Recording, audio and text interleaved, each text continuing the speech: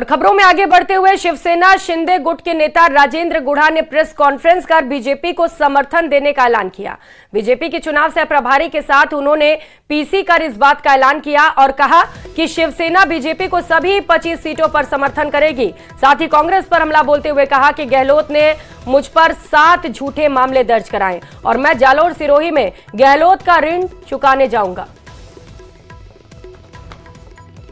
नेता और पूर्व मंत्री राजेंद्र गुढ़ा ने बीजेपी का समर्थन करने का ऐलान किया है। मेरे साथ में राजेंद्र गुढ़ा मौजूद हैं। गुढ़ा साहब, कल तक तो आप झुंझुनू में शुभगण चौधरी को हराने का ऐलान कर रहे थे, आज बीजेपी को समर्थन देने का ऐलान आखिर कैसे कर दिया?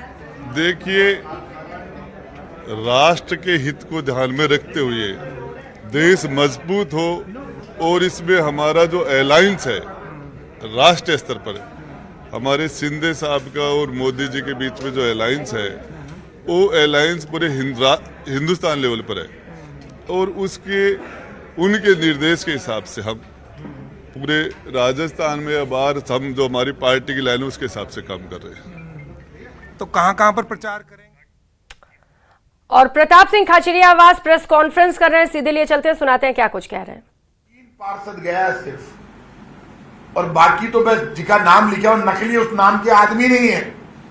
उस नाम के आदमी उतने के तो लेके आए वो 15 आदमी उनके परिवार के नाम नहीं, वो आदमी है ही नहीं। मेरे पास सूचना है उस नाम के आदमी नहीं है और झूठी लिस्ट लेके वहां बैठ गए। तो आप जमीन पे क्यों नहीं जाते? 3 महीने से जयपुर के सारे एमएलए को जनता ढूंढ रही है। कहाँ है मुख्यमंत्री जी, कहाँ है मंत्री जी? लोग ढूंढ रहे, टॉर्च लेके मिल ही नहीं रहे और सिर्फ प्रेस कॉन्फ्रेंस कर रहे हैं। आज इसको ज्वाइन करा दिया, आज उसको, और फिर हमको गालियां दे रहे हैं। भाई साहब, हमको गाली क्यों दे रहे हो? आपको इतना घमंड हो गया कुर्सी का। कल तक हम भी कैबिनेट मिनिस्टर थे, हमारा दरवाजा भी खुला था, सड़क पर भी थे, आप हमको पकड़ भी लेते थे फोन करके, प्रेस वाले सारे। आप तो मजा लेता ही है भाई, पकड़ लेते थे हमको, तो उनको पकड़ो ना देंगे एक बार। ज्यादा बड़े बोल नहीं बोलने चाहिए। आज इसीलिए अचानक हमने प्रेस कॉन्फ्रेंस की।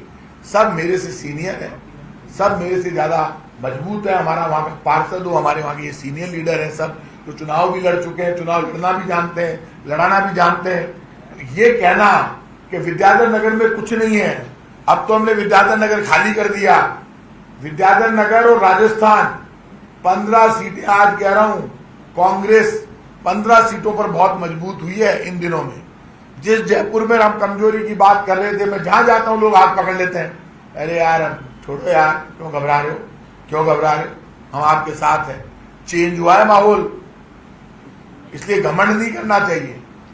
और निर्मला सीतारमण के पति हैं, वो ये कहते हैं कि प्रधानमंत्री वापस आए तो इंडिया का नक्शा और संविधान दोनों बदले। एक तरफ कोटा में मदन ये कहते हैं कि अशोक गहलोत और उदास पे एक्शन होने वाला है, जेल में जाएंगे, रोटियां जेल में खाएंगे। ये मैं मुख्यमंत्री भजनलाल जी से कहूंगा कि आप ये बताओ, हमारे ऊपर इतने आरोप लगाए थे, अभी भी आपके मंत्री ऊंची ऊंची फेंक रहे हैं, तो किस चरखी से समेटें इसको? आप क्या माहौल बनाना चाहते हैं? 4 महीने से आपकी सरकार थी, हमने मना किया था, हाथ जोड़े थे हमने मुख्यमंत्री जी को, बीजेपी वालों को कि आप बंद मत करो। आपके पास सरकार है, आप केजरीवाल जी को जब बंद कर सकते हो तो हमको भी। तो खाचरियावास को आप सुन रहे थे, जिन्होंने जमकर बीजेपी पर निशाना साधा। फिलहाल यहाँ रुकेंगे एक छोटे से ब्रेक के लिए, लौटेंगे फौरन।